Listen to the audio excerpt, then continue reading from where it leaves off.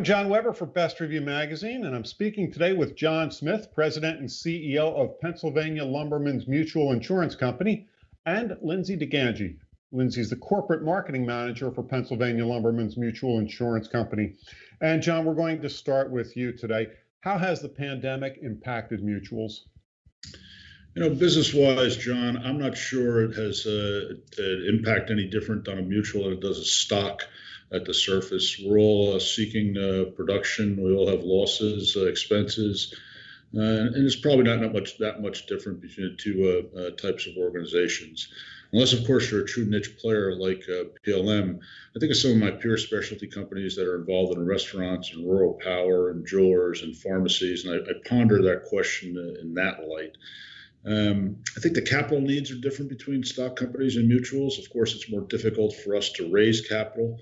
Mutuals, though, tend to be a type of organizations that sit on a lot more capital than perhaps they need to support the written premium. So I think there's a little bit of a difference there.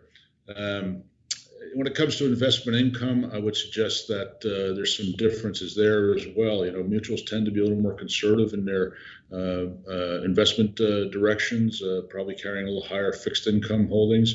And of course, at this point in time, that's a difficult place to be.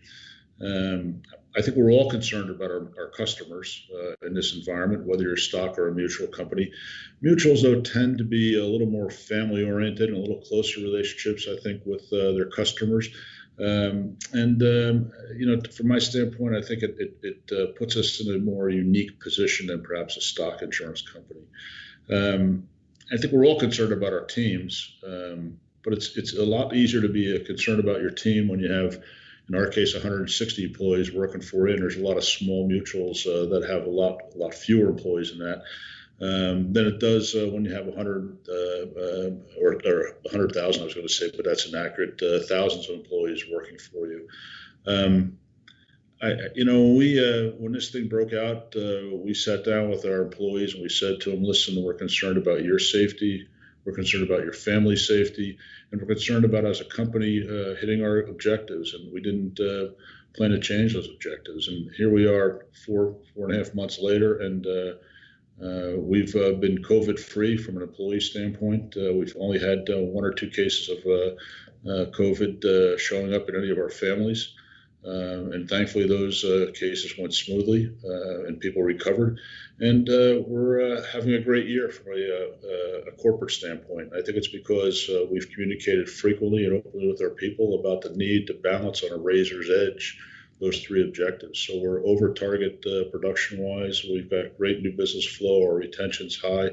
Our profitability is good, and we're having an exciting year. If our surplus rebound from the equity runoff, we'll be in great shape. So, John, where do you see the market headed in 2021? Wow, that's a challenging one, if you will. I wish I had a crystal ball where I could predict that all the time, but. On one hand, there are a lot of uncertainties, right? If you think about COVID-related claims, the upcoming election, pandemic issues that are floating that are not claims related. If you think about the volatility, there's a lot of uncertainty. But there's also a great deal of certainty. We know that commercial auto will continue to be a problem.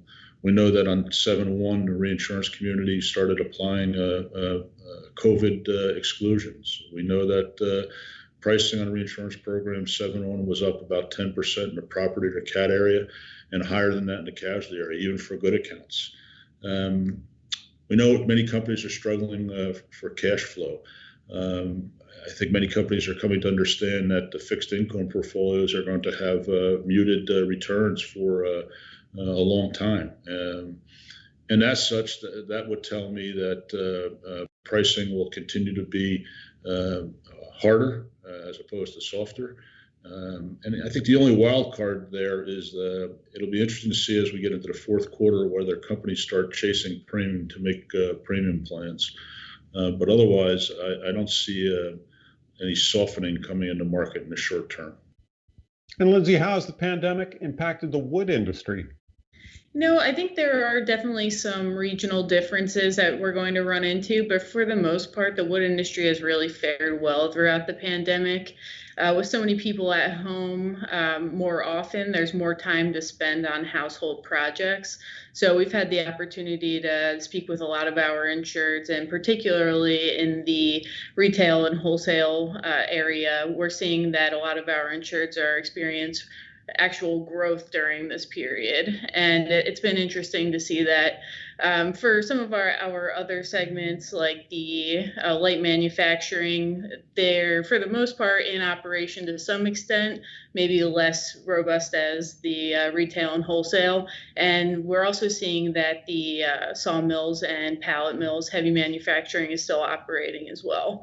We've had about 85 to 90% of our insureds that are deemed essential. So for the most part, things are going well in the wood industry.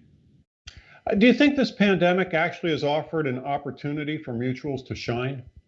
I do. I think that really any crisis offers any company the opportunity to shine, but mutuals are really poised to take advantage of that opportunity with our focus solely on our insureds. And for a lot of mutuals being focused in niche areas like we are, we really have a good feeling about how our insureds are doing. We're in tune with the industry, the industries that we serve, and I think that gives us the ability to offer more flexibility in the way we work with our insureds as mutuals in general, and it gives us the opportunity to be close to them and to hear them and respond to them. Thanks, John. Lindsey. That was John Smith, President and CEO of Pennsylvania Lumbermen's Mutual Insurance Company, and Lindsey DiGangi, Corporate Marketing Manager for Pennsylvania Lumbermen's Mutual Insurance Company. For Best Review Magazine, I'm John Weber.